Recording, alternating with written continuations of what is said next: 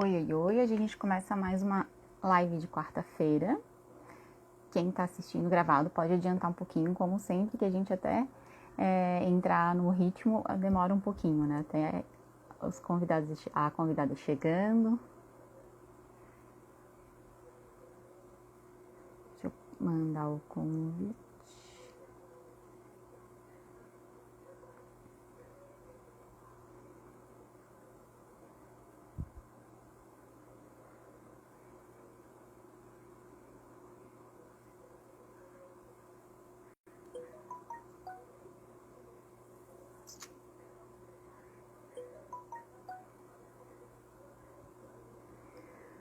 Oi, Neia. Oi, mãe. Esperar a Elisa entrar, que a gente já inicia.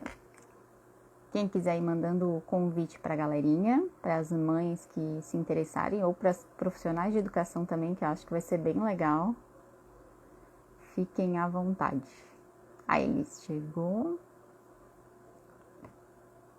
Convidar a Elis.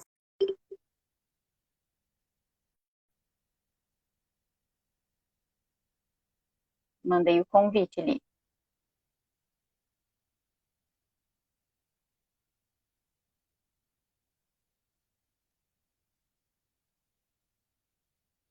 Oi, Olá, tudo bem? Tá me ouvindo tudo bem? certo? Tô Tudo. ouvida. A imagem tá um pouquinho quadriculadinha, mas daqui a pouco ela vai entrando no eixo. Peraí, só. Oi. Ah, coisas de mãe aqui, que a filha já veio aqui conversar, mas faz parte, né? Ah,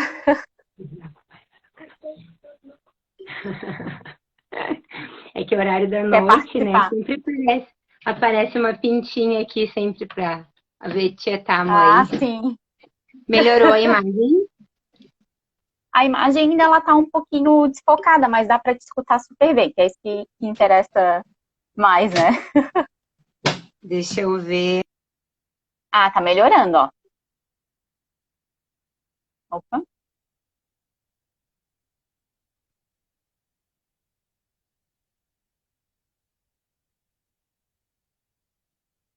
Sim, agora tá perfeito. Melhorou? Tá Ok. perfeito, aham. Tá. Então, hoje a gente vai fazer essa live com a Elis, né? Vai falar um pouquinho sobre as emoções no processo psicopedagógico, né? E se quiseres te apresentar um pouquinho para quem está aqui através do meu perfil que não te conhece, pode ficar à vontade, Elis. Sim, sim. Então, eu sou psicopedagoga, sou educadora emocional, sou kid coach também, sou educadora parental. E uma coisa foi levando a outra, né? Porque eu comecei com a minha formação em pedagogia, depois eu fiz a psicopedagogia. E ao longo da live eu vou explicando por que que eu fui procurando outras formações, né? Mas quando a gente procura essa área da educação, né? A própria Anne vai complementando, a gente vai percebendo que durante a trajetória, a gente vai percebendo que nem tudo que a gente percebe nas crianças é orgânico, né, Anne? Então, surgem muitas Uhum. questões emocionais no caminho. Então, a gente precisa procurar, né, essas formações, né, de cunho emocional para a gente conseguir trabalhar de forma preventiva, né, para trabalhar os Uhum. reconhecimentos, né, ajudar um pouquinho as crianças a entenderem o que acontece com elas e também para a gente conseguir dar um suporte em sala de aula e ajudar a auxiliar esse processo de aprendizagem, né? Que é tão importante, e muitas vezes a gente não pode otimizar, né? Melhorar bastante essa questão, né? Tô arrumando aqui, tô Isso, brigando com o legal. meu tripé aqui. Ah, aos Então, eu pouquinhos a me gente formei. vai se alinhando. Sim. E, na verdade, eu me formei em 2013 em Química, né? Trabalhei com os maiores. E, mas aí depois veio a vontade de trabalhar com os menores, né? E aí eu acabei procurando o, o público menor. E aí quando surgiu uma dificuldade com o meu filho, na época eu tinha 5 anos, né? Então aí eu comecei a fazer a pedagogia e aí procurei entender um pouco mais o que estava acontecendo dentro da minha casa. E aí fui procurar pedagogia, fui procurar psicopedagogia e a gente foi através disso a gente foi procurando muitas questões que a gente não estava entendendo e a partir daí surgiu todas essas formações que hoje eu procuro ajudar outras famílias, né? Nossa, muito legal, assim, é uma trajetória bem extensa, né? E a Elise também foi picada pelo o bichinho das formações, que, que é uma constante formação, né? A gente sempre está inventando um curso, alguma coisa para fazer, né? Que é quem entra Sim, nessa área não tem como, né? Tem que gostar de estudar para estar sempre se sim. atualizando e aprimorando. Mas uma das grandes curiosidades, assim, que acho que é legal e o diferencial da Elis é que ela é uma profissional que trabalha as emoções, né, domina essa questão das emoções das crianças, e ela trabalha também com a psicopedagogia, né, falando assim, em grosso modo, no geral, né, o teu foco Sim, é maior, acaba sendo esse, né. E isso. a psicopedagogia por si só, o profissional geralmente ele não trabalha essa questão das emoções por ser uma parte que o neuropsicopedagogo acaba se aprofundando um pouco mais. Mas, Sim, como a Elis tem essa formação, então eu acho que é muito legal, porque é uma formação focada para solucionar problemas com a aprendizagem. Ela tem uma formação sobre as emoções e diversas outras formações. Então, o que dá, acho que o grande diferencial, acho que é esse, sabe? Não uma psicopedagoga muito boa. Tipo, é uma psicopedagoga muito boa e que tem outras informações que pode estar complementando nessa informação geral da criança em questão que está nesse processo de aprendizagem, né? E quando a gente aprende sim. essa questão das emoções, muito doido porque a gente começa a entender as coisas melhores olhando de fora para a criança, né? É, E acho na que isso. verdade. Pode continuar, desculpa, Anne. Aqui tá Não, cortando não, para mim. quem será que está falhando? Se alguém puder botar Eu aí, acho que eu vou se tentar trocar aqui pro quarto só um pouquinho. tá.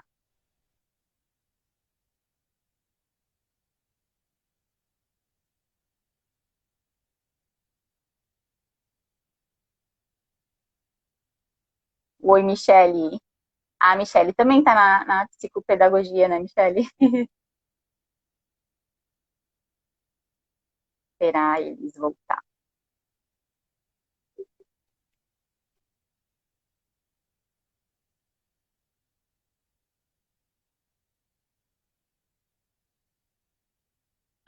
Opa, acho que a Elis caiu. Deixa eu convidar ela de novo.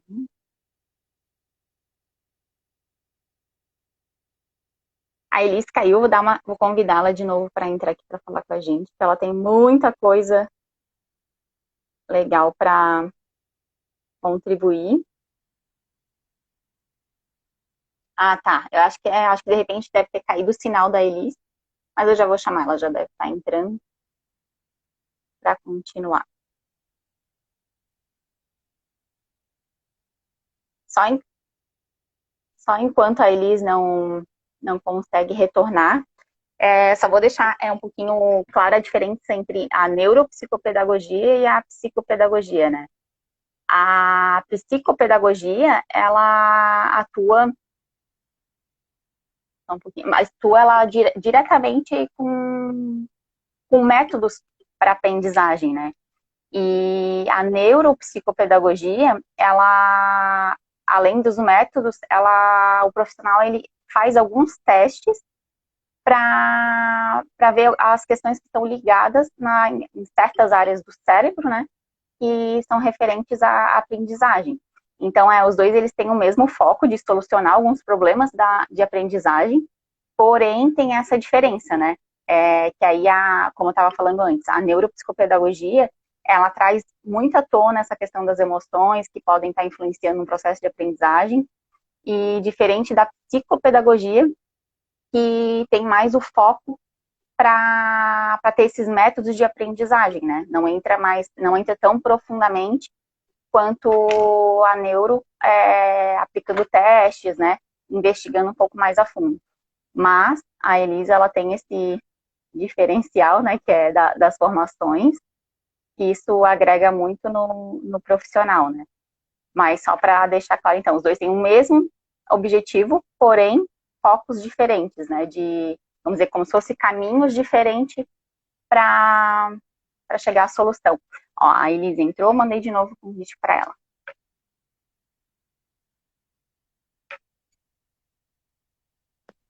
Ah, que legal, Michele, né? Tá na psicopedagogia aí, né? E a psicopedagogia ligada com a neurociência acaba também entrando no caminho da neuropsicopedagogia. Para quem não é muito da área, às vezes é meio louco, meio confuso tá falando sobre neuropsicopedagogia, mas aos pouquinhos vocês vão ficando mais familiares dos termos. Oi, Elis, voltou? Tá me vendo melhor, me escutando melhor? Sim, consigo te escutar. Uhum. Pois é, então, na verdade, como é que foi, como é que se deu tudo isso? Então, quando eu saí da pós, assim, minha vontade era trabalhar muito com avaliação. Então, comecei a trabalhar muito com a avaliação das crianças. Só que começou a vir para mim muitas crianças para mim avaliar e não se achava nada, não se tinha problema com as crianças, sabe? Tu fazia testes e testes e testes e as crianças estavam tudo ok, não tinha nenhuma questão orgânica com essas crianças. Aí se percebia que era uma demanda familiar, muitas vezes, ou uma questão de bullying na escola, ou uma questão de vínculo com a professora, ou muitas vezes uma questão de aprendizagem é uma denúncia do método da nossa escola, do nosso ensino que não está adequado, né? Muitas vezes a escola tem um método muito tradicional, muito conteudista, aí tem uma escola que é um pouquinho mais voltada para o método mais montessoriano, ou tem uma outra escola que que prepara também mais para o vestibular, daí adota aquelas apostilas, né? Todo o método de ensino, né? Ou outros adotam parcialmente o método de ensino. Então, a gente vai conseguindo, né, com o tempo, tatear. Então, isso me inquietava muito, né, ver a agonia das crianças, das famílias, né, e as crianças sofrem muito com isso. Então, a gente na psicopedagogia, a gente tem a Alicia Fernandes, que é a mãe da psicopedagogia, né, então ela fala muito em autoria de pensamento, de tu ter um olhar para cada criança, de tu conseguir dispensar aquela singularidade, de ver, de analisar, de te colocar no lugar daquela criança, de poder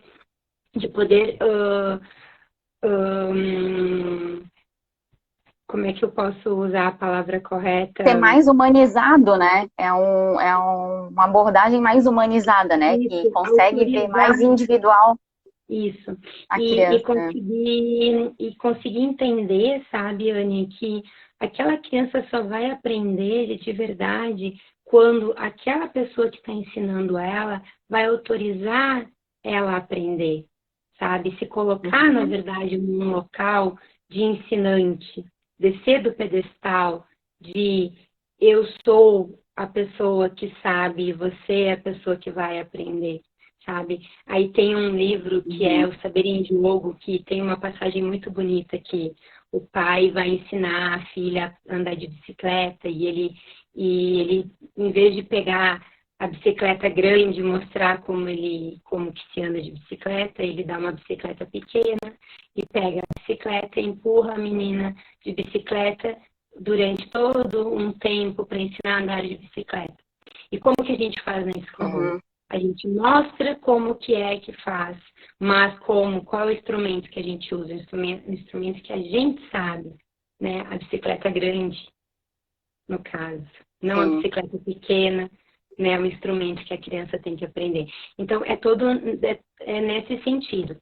Então, ligando as emoções, né, à psicopedagogia, como que a gente tem que pensar, né? Que a criança só vai se sentir autorizada a aprender no momento que ela se sentir bem, se sentir valorizada, Uhum. né? Se sentir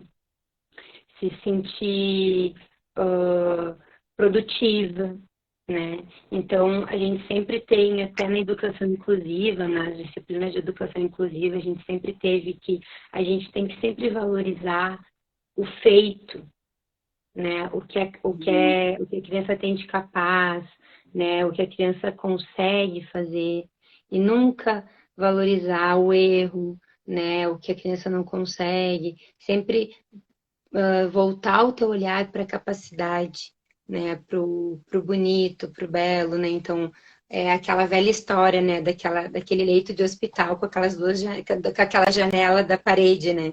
Então que o doente estava olhando uma parede e aí e ele não estava vendo nada, mas ele descrevia que estava vendo um jardim lindo, maravilhoso, sabe? Então a gente precisa Sim. valorizar, né? Enxergar o belo, porque sempre tem, né? A gente sempre tem que ver o de melhor, porque por mais que a gente veja que a criança tem as suas dificuldades, ela sempre vai estar se superando, né? A todo momento a criança Sim. vai estar se superando. Então, nesse E isso sentido, é. Não, pode continuar a tua ideia. como? Cortou. Pode continuar a tua ideia. Pode Sim, continuar então, teu raciocínio. nesse sentido, as emoções elas estão diretamente ligadas, né, ao processo de autoria. E a gente precisa, nesse sentido, então me motivou muito a buscar tanto o processo de educação emocional positiva, quanto os trabalhos em turmas, porque precisa ser trabalhado tanto na escola, quanto como prevenção, né? Então a gente não trabalha, a gente não invade o espaço das psicólogas em momento nenhum, porque a gente trabalha de maneira preventiva, né? Então a gente Sim. trabalha de maneira preventiva na escola e quando a gente trabalha em consultório, a gente está mostrando para o nosso aprendente, no caso na psicopedagogia a gente usa como o termo aprendente, o quanto ele é valorizado, o quanto ele é capaz, Uhum. possível, né? E o quanto a gente pode também valorizar, né? Aquela pessoa que trabalha, que está ali junto com ele em sala de aula, né? Quanto que a gente pode também melhorar o relacionamento dele em sala de aula com os colegas, né? Então, a, as emoções estão diretamente ligadas, né? E também a gente pode também orientar as professoras, né? Que no caso, eu depois que eu fiz esses cursos de educação emocional, eu comecei a dar workshop aqui na universidade para as Uhum. professoras do curso de pedagogia, né? Com ferramentas, com modificação até da sala de aula, tanto da educação infantil quanto Uhum. dos anos iniciais, né, de como modificar a sala de aula e como melhorar o trabalho em sala com os colegas para mudar o relacionamento, né, para trabalhar o vínculo com a turma, né, porque assim, ó, Uhum. a gente vê muito um colega não aprende e aí vem a questão do bullying, a gente vê que a criança tem muita vergonha, não pergunta, e isso só vai se agravando muito com o passar dos anos, né? E aí vira se acumula bastante, né? Então, a gente também trabalha jogos, né? Trabalha bastante com jogos, então a gente faz alguma coisa de joguinhos de educação emocional, O ano passado a gente teve essa edição desse curso, a gente trabalhou online também com aulas síncronas. Então, foram várias possibilidades que surgiram através da psicopedagogia, unindo a educação emocional para trabalhar, né, essa questão da Uhum. aprendizagem.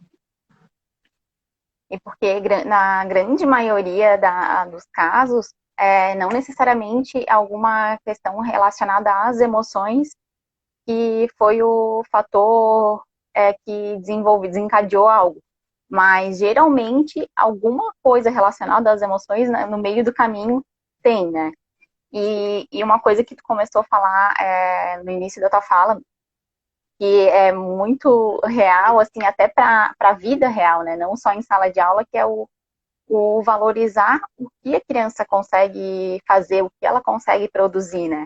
Isso encaixa tanto nas atividades escolares, né? Ainda mais agora, nessa época que todo mundo tá, as aulas começam, daí estou com medo de as aulas retomarem ao online, tem escolas que estão naquele ensino híbrido, e então ser um pouco mais sensível e valorizar essas conquistas, né, essas tentativas das crianças, né? Que é o mesmo que se aplica, às vezes, quando a família, a mãe, o pai, enfim, em casa, solicita alguma coisa para a criança fazer e, de repente, às vezes rola uma criticazinha que ela não fez direito, mas não. Reconhece, né, aquela atitude, aquela tentativa que ela teve, né? Não cair naquele de elogiar excessivamente a criança, mas reconhecer o que ela fez, né? É como diz, muitos dizem, né? Ela fez um desenho, não quer dizer que, como tu é esperta, como tu é maravilhosa. Não, o desenho que tu produziu, muito legal, né? Reconhecer e empoderando um pouco essa criança também, né? Sendo que aí eu já estou entrando um pouquinho mais na disciplina positiva, mas cuidar com esses excessos, mas também cuidar com os excessos de crítica, né? Que às vezes a gente Sim. tende a confundir um pouco, né? O que cabe à criança, o que cabe a um adulto, né? Qual é a idade, até onde ela consegue ir, né? E tanto para o lado da psicopedagogia, da aprendizagem, e de vida geral na rotina da criança, né? Mas nos teus atendimentos, eles tens algum caso que seria legal relatar assim, que tu viu que as emoções eram predominantes para ter desencadeado tal dificuldade de aprendizagem? Sim, na verdade, assim, ó, a gente vê, Anne, que o que que acontece? Muitas vezes acontece casos assim, ó, de divórcio, de perda de um animal de estimação, perda de um membro da família, às vezes troca de escola, são tudo coisas que desestabilizam muito a criança. Aí eles vão para terapia, só que na terapia eles fazem daí a terapia cognitivo-comportamental e eles conseguem estabilizar a questão emocional lá fora. Mas a questão da aprendizagem eles não conseguem estabilizar ali na escola, fica complicado, porque daí a questão da aprendizagem é muita coisa, sabe? Aí Uhum. dá uma balançada ali na escola e fica bastante coisa para dar conta. E muitas vezes precisa de um apoio de um profissional, porque às vezes quebra o vínculo, sabe? Porque tu tem todo um Uhum. vínculo com aquela escola, com aqueles colegas, sabe? Muitas vezes as crianças trocam de escola e ficam desde pequenininho numa escola, daí trocam de escola. E isso quebra muitas vezes a aprendizagem, né? Dá fratura. Eu tenho um menino que eu atendo que não é o caso dele, não foi isso que aconteceu. Mas a questão da pandemia teve sim uma questão bem complicada, por causa que a mãe é professora e ele tem uma dificuldade de fazer as tarefas em casa com a mãe. Mas isso não é só com essa mãe. Eu tenho um filho de 11 anos e ele não quer fazer as tarefas comigo. Isso também é complicado, porque a minha filha de 7 anos também. Quando a gente é prof e os filhos.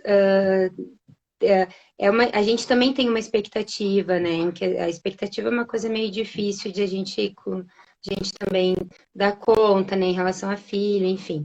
Então, os meus filhos, eles vão, se eles precisam de ajuda, eu encaminho eles para outro professor, né? Então, esse menino, quando ele vem para mim para atendimento, eu atendo ele e ele teve muitas questões com a mãe e ele não quer fazer com a mãe. Aí ele vem para mim, a mãe disse: Olha, eu não faço com ele mais. Aí teve uma fratura o ano passado, a mãe me mandava vídeo e era bem difícil. E aí foi bem complicado no começo, e aí a gente resolveu no consultório, e foi bem bom, assim, durante o ano a gente conseguiu fazer bastante as atividades, resolvemos, e o ano foi, conseguimos terminar o ano em um bom desempenho, assim, foi um bom desempenho. Mas, Sim, claro que a pandemia também foi um ano atípico, né? sim, contribuiu Acredito, para isso, né? e aqui, não sei como é que tá aí também, Anne, mas aqui do terceiro ano em diante a gente tá em aula online de novo. Nós estamos em bandeira preta na metade do Uhum. estado aqui. Nossa, aqui o negócio está bem feio também, mas ainda continua as escolas tendo uma limitação de crianças, né? E algumas optaram por fazer salas menores, turmas menores, mas todos presenciais, né? Abrir de uma turma, fazer duas turmas, e algumas com ensino híbrido, né? Que é o revezamento de semana, alguns vão para aula, outro, presencial, às vezes online, né? Mas aqui em Florianópolis a situação está começando a se agravar, assim, a questão de hospitais estarem todos com os leitos ocupados ou com pouquíssimas vagas, né? Não sei até quando vamos conseguir manter as escolas ainda É, abertas, né? Que aí é mais um problema na relação à questão da aprendizagem, né? E aqui eles, fala, fala. Ah, aquela questão que tu falaste também do elogio, na questão da disciplina positiva, a gente tem que cuidar muito a questão do elogio, porque o elogio, a gente pode elogiar. O elogio, ele só não pode ser vazio. Ele tem que ter um propósito, Uhum, bem definido, né? Ele tem que ter um propósito bem definido. A gente pode elogiar sempre, né? Mas com esse propósito, né?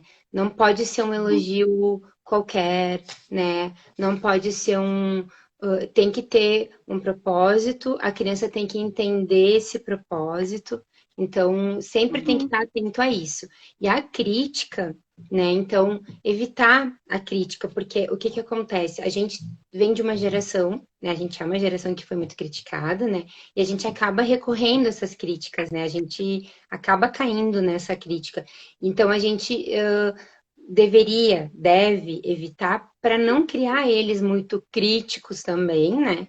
Porque isso acaba gerando uma cobrança excessiva e uma ansiedade excessiva neles, né? Uma uhum, criar eles muito perfeccionistas e também crianças muito críticas, né? Para não, até pelo fato deles, se eles não serem perfeitos ou se eles não conseguirem. Então, eu noto que muitas crianças que eu atendo, eles têm vergonha de perguntar na sala de aula, uhum, porque por causa dessas críticas, né? Então, eles se sentem. Eu tenho crianças que, na escola que eles estudam, eles têm um palanque que eles têm que contar história.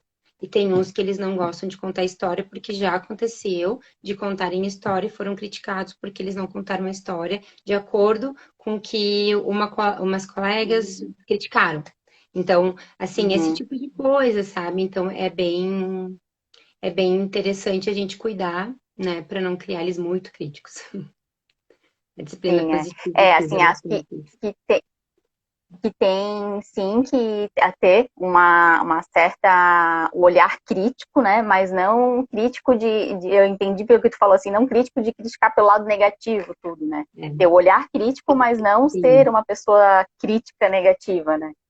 E sim. quando tu falou ali sobre a terapia, que às vezes faz o acompanhamento por alguma questão de aprendizagem relacionada ao emocional, e às vezes começa a dar alguns sinais que a terapia é um processo lento, né, mas super eficaz, mas que às vezes na vida, na rotina, começa a dar alguns resultados, só que na aprendizagem nem tanto. Uma coisa que eu penso é que na nossa vida, pensando como adulto, né? E acho que se encaixa a algumas crianças. Na vida a gente consegue disfarçar algumas situações de comportamento, né? De fingir que tá tudo bem, fingir que tô conseguindo levar aquilo. Mas quando se trata de aprendizagem, que já envolve mais a questão do sistema nervoso, né, do cérebro, de uma parte que a gente não domina, né, algo involuntário que depende de diversas situações, né, diversas coisas químicas acontecendo lá dentro, digamos assim, que meio que traz à tona essa questão que não está bem resolvida das emoções, né, que se liga ao processo de aprendizagem. Então, é bem legal isso que tu fala, por causa que como o trabalho em conjunto de profissionais faz total diferença. Porque às vezes começa, não, aqui tá tendo uma resposta positiva, mas aqui nem tanto. Opa, então vamos tentar investigar o que vai acontecendo. E tendo esse olhar amplo, né, com vários profissionais, é mais fácil de chegar ao sucesso, né, dessa criança, né, então, todos voltado para ela, olhando para ela o que ela está sentindo para tentar contornar, né. Deixa eu ver o que eu tinha anotado aqui mais para a gente conversar. Mas tu sabe, Anne, que uma coisa que eu falo muito também, até para os maiores que eu atendo, e falo para os pais também, que assim, ó, eu atendo 1 hora por semana, tá? Aquela criança que vem para mim. Se eu atender aquela criança 1 hora por semana e ela ir para casa e nunca mais fazer nenhuma atividade, e ela vier na próxima semana e fazer mais 1 hora, eu vou estar enxugando gelo. Sim. Eu praticamente vou estar Sim. enxugando o gelo. Por quê? Porque ela vai vir para mim, a criança tem TDAH, tá? Vamos supor. Ela vai vir para mim, eu vou fazer uma bateria de atividades atencionais, eu vou jogar vários jogos, eu vou fazer um monte de coisa que vai estimular. Aí ela vai para casa, ela vai pegar o celular e o tablet durante 6 dias corrido. Ela vai receber um bombardeamento de estímulo. Aí vai ter várias, porque a gente sabe, o meu filho tem TDAH. Eu sei como é que é. A gente acaba tendo várias questões, né? Às vezes a gente acaba se desentendendo. É uma questão complicada para a Uhum. família. Aí o que que acontece? Sim. Ele vem na outra semana, mais 1 hora. Tô enxugando gelo. O que que acontece? Eu preciso de um conjunto. Eu preciso que a escola sente comigo. Eu preciso que a família sente comigo. Eu preciso ter um caderno que eu mande atividade para casa. Eu preciso que a gente faça um trabalho redondo, sabe? Porque senão não vai dar certo. É a mesma coisa que o trabalho que a Mayara Gaiato, o Felipe lá do Instituto Farol fazem com as crianças autistas. Eles sentam 20 horas por semana para trabalhar com as crianças. E aí eu ouvi da boca dele. Ele diz: se a gente não fizer isso, não adianta. Sabe? Não que a gente vá fazer 20 Sim. horas de atendimento psicopedagógico, sabe? Mas a gente precisa Uhum. fazer mais do que 1 hora por semana, sabe? Então, é por isso que às vezes o trabalho psicopedagógico também demora para dar resultado, Uhum. sabe? A gente precisa treinar. Sim. Tudo é treino. A questão da aprendizagem também é treino. Quando a gente vai estudar para um concurso, por que que a gente passa? Porque a gente treina. A gente acaba treinando, a gente estuda, Sim. estuda, estuda, né? É isso É que um processo de treino, de repetição, né? Eu gosto muito de repetição e de associar. hábito, né? E de hábito, é um Sim. hábito da gente estudar, da gente se apaixonar, da gente desenvolver aquele Uhum. desejo. A leitura também é um hábito, né? Então a gente vai criando aquele Sim. hábito, algum gosto, sabe, pela leitura. Então é uma questão da gente desenvolver também isso, né? Sim, eu gosto de relacionar com exercício físico, né? Assim, se tu tem um personal e tu uma vez por semana, durante 1 horinha, tu for fazer um treino com ele, não vai ter grandes resultados, ou então vai ser um resultado a muito longo prazo, do que se durante a semana tu for fazendo outros exercícios que não seja necessariamente com esse personal. Né? Então, o aprendizado, ele não deixa de ser um músculo que a gente precisa fortalecer, né? Até vai se tornando o hábito, como tu falou. Então, às vezes, para quem não entende muito, acha que que não é tão, uma coisa que não é tão relevante, assim, tá tentando esse estímulo, não é a mesma ideia de que a gente entende que para, de repente, ficar com a perna mais torneada, enfim, ter resultado estético no corpo, não vai ser uma horinha numa semana do que vai resolver, né? Ou então que pode resolver a longo prazo. É melhor que nada? Sim, é melhor que nada, mas é algo, como tu falou, mais enxugando o gelo, né? Porque tu fica uma horinha daquela semana ali fazer exercício, aí o resto da semana ficar sedentário, digamos assim, ou né, não faz praticamente nada. O resultado é praticamente invisível, assim, né? Que a gente não consegue ver. E mesmo pensando que se todo dia tu se dedicar a uma academia, alguma coisa, o processo é lento, né? Não é tipo, de uma semana para outra. E a mesma ideia se tem para questões de aprendizagem. Tanto aprendizagem de conteúdos, né, na área da psicopedagogia, para ser atuada como professor, ensino, enfim, quanto comportamental, que também se alia muito às situações da psicopedagogia, né, do processo, né? Então, é um conjunto de coisas sendo trabalhadas que parece ser poucos, parece ser coisas tranquilas, mas não, é dentro da cabeça da criança, até dentro da gente adulto. Como é difícil quem quer fazer uma dieta, criar esse novo hábito para estar tendo um hábito mais saudável de se alimentar, de se exercitar. E para a criança é a mesma coisa, né? Criar esse hábito de entender, para elas eu acho que de repente é até mais difícil, porque muita coisa que a gente aprende não faz muito sentido, né, na cabeça delas. Para que eu vou usar isso? Que coisa mais chata. E realmente, tem coisas que não são muito atrativas, né? Então meio que se vira nos 30 para vocês darem conta disso, né? É verdade. E o cérebro é um músculo, né? Uhum. Que a gente E precisa tem exercitar, que né? ser constantemente exercitado, né, estimulado para manter ele ativo, né? Por mais que a gente saiba que não é só isso que vai contribuir, mas enquanto mais é feito isso, mais as chances de ele querer crescer, né? Quer dizer, querer fazer mais ligações ali dentro de aprendizagem, né? E ele, o ensino da psicopedagogia, levando em conta as emoções e trazendo também a ludicidade. Como é que tu trabalha isso? Porque com criança a gente tem que sempre apelar para o lúdico, né? Então, como é Sim. que funciona?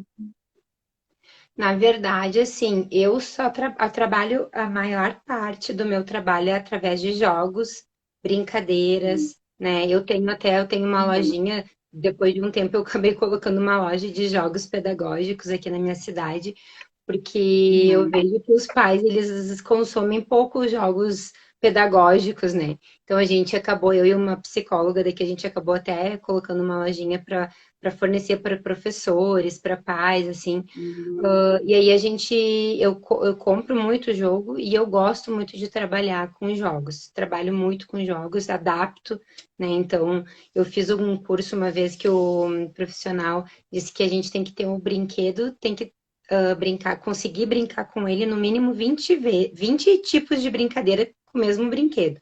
Então, eu uhum, adapto muito. E alguns eu faço, eu mesmo faço, com uhum. tampinha, né? Então, com materiais recicláveis, enfim. Então, eu estou sempre inventando, né? Algum material novo, enfim. E basicamente todo o meu trabalho é com ludicidade, né? E até eu coloquei aqui que o ensino todo ele deveria ser através da ludicidade, né? Hoje mesmo eu estava acompanhando uma aula que a minha filha não se sentiu muito bem, ela ficou em casa, e aí eu estava acompanhando a aula dela, enfim, e eu estava pensando, né?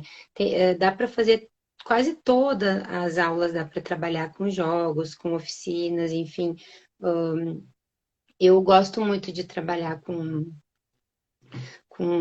jogo, porque gera significado. A criança que aprende Uhum, brincando, né, ela consegue guardar melhor na memória, ela associa melhor. sim. Então, né, o brincar é o trabalho da criança, né? Então, Uhum, é a melhor maneira da criança aprender é brincando. Então, a psicopedagogia prega muito isso, né? Então, eu gosto muito de trabalhar com os jogos. Inclusive, onde eu tenho meu consultório aqui é uma franquia da ginástica do cérebro. Então, a gente tem disponível Uhum. muitos jogos, né? Então, a gente trabalha bastante assim, dessa forma. E eu gosto, eu até anotei aqui que a psicopedagogia ela trabalha com os 4 pilares, né? O corpo, organismo, desejo e inteligência. Então, a gente a, a, a gente parte do princípio, né, que a criança ela tem que ter o desejo, ela tem que ter inteligência e o organismo e o corpo, né? Então, ela vai ter que, para brincar e para aprender, ela vai ter que se envolver nessas, vai ter que envolver os 4 pilares, né?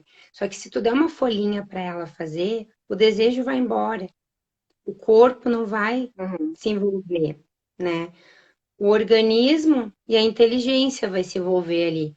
Mas aí, sabe, há muito contragosto, muitas vezes elas fazem, mas aí sem muito significado. E aí Uhum. tu tem que ficar forçando às vezes, sabe? E não é o envolvimento total. Tu tem que ter uma atividade que ela envolva os 4 pilares, né? E quando a criança está brincando ali no consultório, tu consegue ver muita coisa na brincadeira, né? Tu consegue Sim. perceber a organização dela, tu consegue perceber como é que tá a motricidade fina dela, se ela consegue, se ela tá conseguindo desenvolver bem a pinça, a pega do lápis, como é que, né, se tu vai precisar desenvolver mais isso, se ela vai conseguir chegar ali na hora da alfabetização, se ela vai conseguir escrever bem, se não vai. Então, tu consegue ver tudo isso só numa brincadeira. Uhum. Aí, às vezes, até tem alguns pais que dizem, ah, mas só brincou, né? Não, na brincadeira a gente vê muita coisa. E ela aprende, as crianças aprendem muito, né? Sim, Brincando. porque tem essa necessidade, né, de para a criança fazer sentido, né, se sentir atraída por aquilo. E quando a gente traz para brincadeira, muitas envolve o lúdico, sim, mas quando tem algo concreto que elas conseguem mensurar aquilo ali, né, faz mais sentido. Então, quando envolve toda essa concentração, esse fazer mais sentido, como tu falasse ali dos 4 pilares, né, acaba sendo algo não só mais atrativo, como mais forte de aprendizado, né? É que ela leva Sim. aquilo ali como algo gostoso de fazer, né? E não se dá conta muitas vezes que nesse brincar ela está aprendendo algo que poderia ser mais chato, mais cansativo, não tão atrativo se fosse de uma forma mais tradicional, né? Como tu falou ali, as professoras até conseguiriam fazer muitas coisas sempre trazendo para o lúdico, mas eu penso também que falta um pouco de apoio de algumas instituições, né? Porque Sim. realmente não é fácil, assim, se for pensar assim, todo dia tá pensando em alguma coisa, e além disso, ter material disponível para isso, né?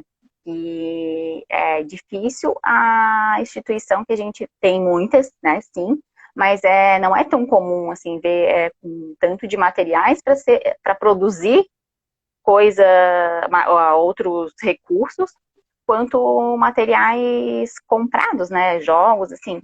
Então, isso também dificulta, né? E ainda vem essa pandemia, né? Traz muito pro Sim. online. Mas Eu na acho que falta um verdade, pouco, né?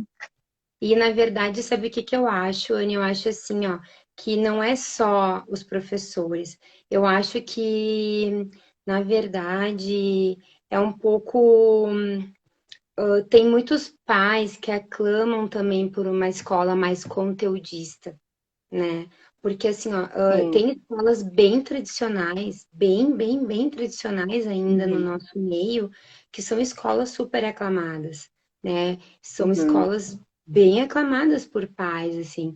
E a gente vê que tem pais que colocam, porque eles clamam por disciplina, sabe? E as crianças estão Uhum. lá, sabe? Então, e a gente vê que, né, então. E tem, eu, por exemplo, que sou super a favor das escolas montessorianas, lá as crianças são totalmente livres, elas ficam brincando, elas aprendem ciências, eles aprendem geometria na educação infantil, né? Então, Uhum.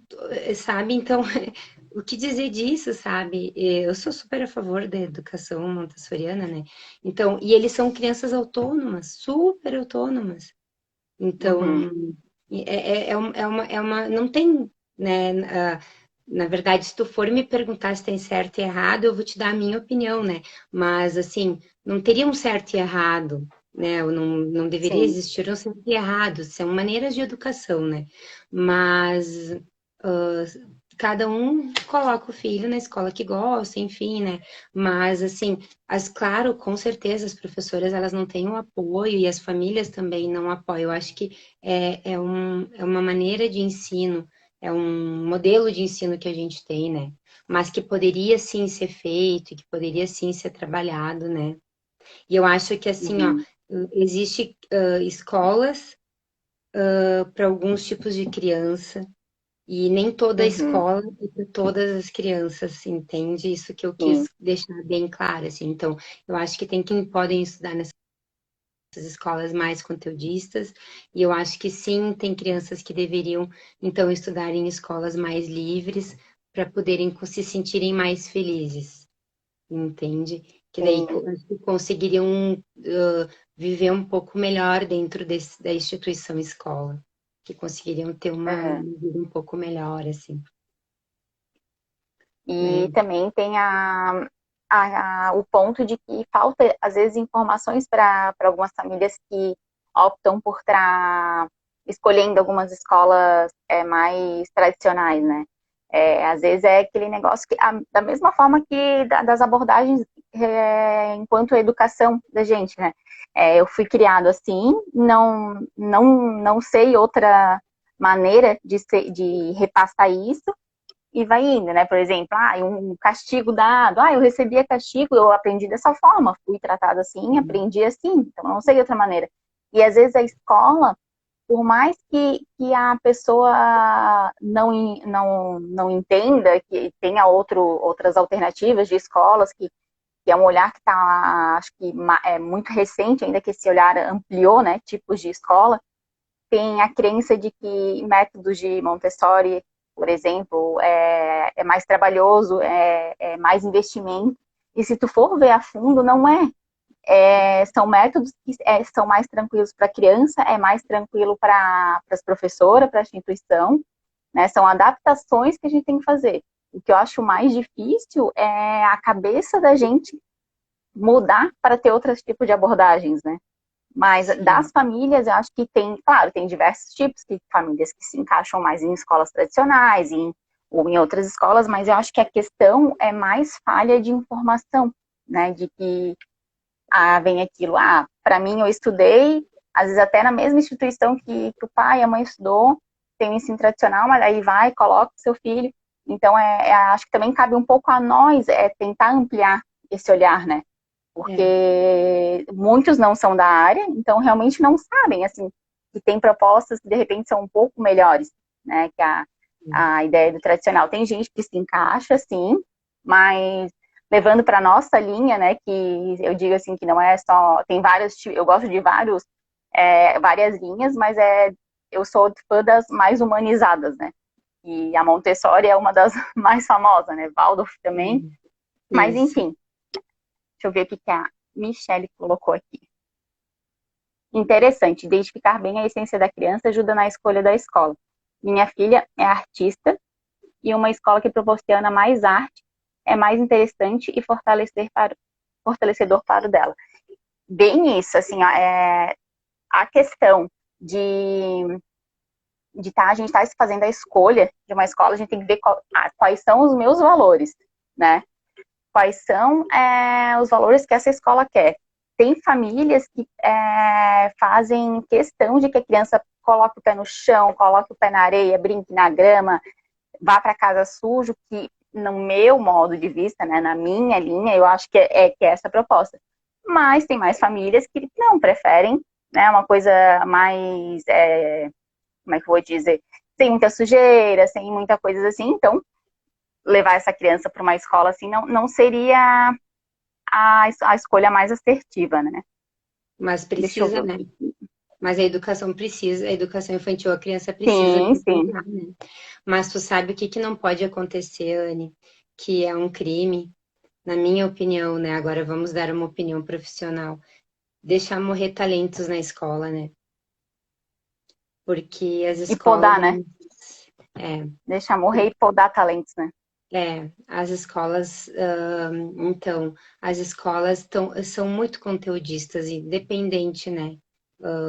Assim, Uhum. tirando a Montessori e a Waldorf, que na verdade, elas não se estendem muito até o final do terceiro ano ali, ensino médio, são poucas, né, que vão até o ensino médio, nem sei se tem Waldorf que vai até ensino médio, mas enfim, acaba que elas são muito conteudistas, linguagens, né, e matemática, enfim, são as que são as matérias principais.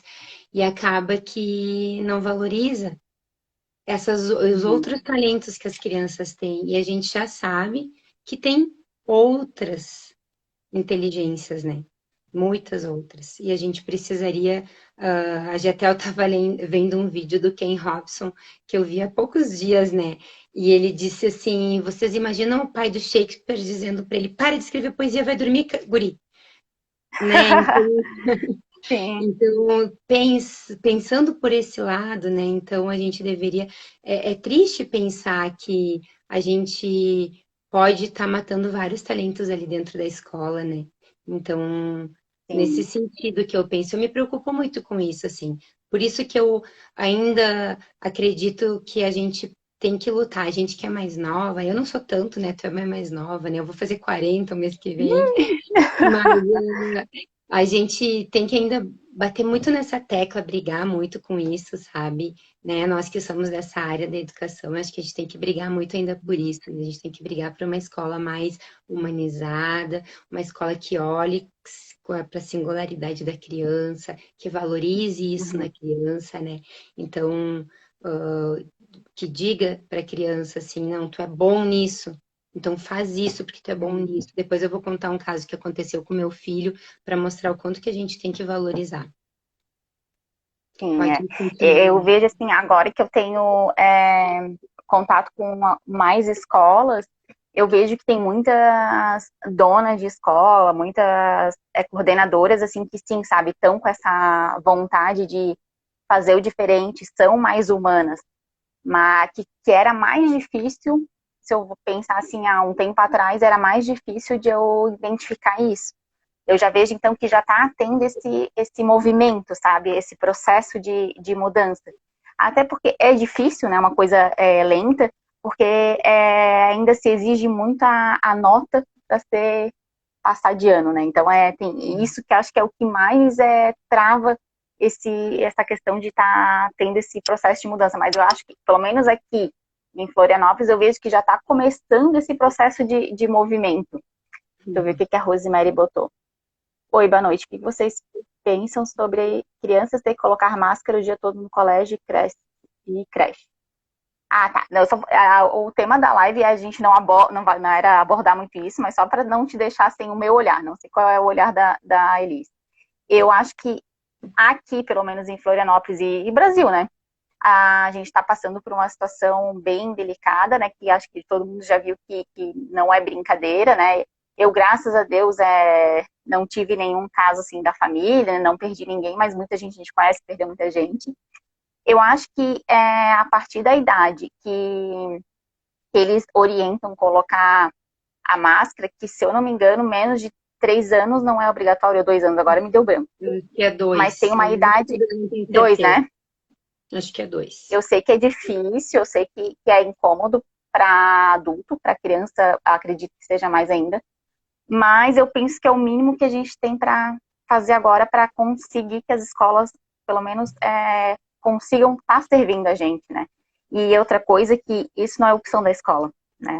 Tem órgãos superiores cobrando a Obrigada. escola. Eu digo isso porque eu estou dentro de uma escola, mais na parte de apoio, de supervisão, e assim, eu sei que não é escolha da escola. É a escola que não queria que tivesse esses vírus, né? Não queria que tivesse essa situação, mas são condições colocadas para que a escola possa, não sei, ela botou aqui SC, não sei se é de Santa Catarina, né? Pelo menos aqui em Florianópolis, o Placon que eles falam, né? São condições que são feitas ali que, como se fossem regras para a escola estar funcionando, as crianças acima de 2 anos, mas agora deu branco, mas confirmando, acima de 2 anos, tem que usar máscara durante o período, sendo que façam aquelas trocas regulares, né? Mas Eles têm um voltando, protocolo, né? Eles têm um protocolo de segurança para cumprir, eles não podem, né? Senão eles não poderiam nem voltar, né? sim, eu sei que é difícil, sabe? É um pouco delicado, assim, a gente, para as crianças não é fácil, mas eu acho que a gente tem que fazer a nossa parte, até pelo menos uma boa grande massa está sendo vacinada, né? Deixa eu ver aqui. 6 anos não é obrigatório isso aqui, São José. Olha, onde eu passo nas escolas, até onde eu sei, que eles estão exigindo. Então, está sendo obrigatório o uso das máscaras. Mas não sei, né? De repente a instituição tem outro tipo de regra. Mas, enfim, voltando ao assunto, deixa eu ver aqui. Acho que a Michelle tinha colocado alguma coisa. Às vezes, por não conhecer tão bem os filhos, corremos risco de colocar numa escola que não contribua. Ah, legal isso também, porque tem essa questão, né? De que às vezes o meu jeito, as minhas habilidades são diferentes da minha criança, né? E que isso pode interferir na hora da escolha da escola, que por sua vez reflete nas emoções da criança, que por sua vez vai cair na questão de aprendizagem, e que às vezes pode estar entrando nesse círculo mais vicioso, né? De que a gente não entende o porquê que está tendo alguns problemas de aprendizagem, né? Mas aí a gente já pode mais ou menos ter uma ideia, né? Por exemplo, assim, a gente já vai pesquisando, né? Qual é o tipo da escola que a gente quer para o nosso Uhum. filho, né? Aí a gente vai ali na escola X, né? Qual é o tipo da escola? É uma escola muito conteudista, né? É uma escola de cunho, vamos supor, tá? Nada contra, né? Eu sou católica, enfim, né? Mas é uma escola de cunho religioso, tá? Daí aí a gente já mais ou menos faz toda uma pesquisa, né, conversa com pais, né, vai atrás para ver. Porque geralmente essas escolas são bem mais conteudistas, né? Eu estudei em escola Santo Antônio em Porto Alegre, então a escola era bem conteudista, né? Então, e mais ou menos a gente já vai vendo, né, como que a escola se comporta. Aí tu já pode ir comparando com algumas. Outras que tu tem opção. Eu hoje moro no interior, a cidade que eu moro só tem uma escola particular. É uma escola também bem conteudista, assim, mas é uma escola menos do que uma que tem perto daqui. Aí aqui eu tenho duas cidades vizinhas aqui que também tem escola particular, mas eu tenho que pegar uma estrada, uma faixa, assim, bem perigosa, então eu não optei por deixar. Então, meus filhos aqui não quis expor eles à estrada, né? Então, eu tenho uma escola duas eu tenho que pegar 40 quilômetros de asfalto, assim, de estrada. Então, uma é a Montessori, o cunho montessoriano e a outra é bem mais conteudista. Então, eu decidi deixar meus filhos aqui para não pegar a estrada, sabe? Mas a gente tem que Sim. fazer toda uma pesquisa, conversa com pais, né? Então, e se for escola de rede, pesquisa, vai em chat e vai atrás, assim. Porque mesmo não conhecendo muito o filho, às vezes a gente não conhece mesmo as habilidades do filho, assim. Mas a gente pode pesquisar a escola e ver o que a gente mais ou menos imagina, assim.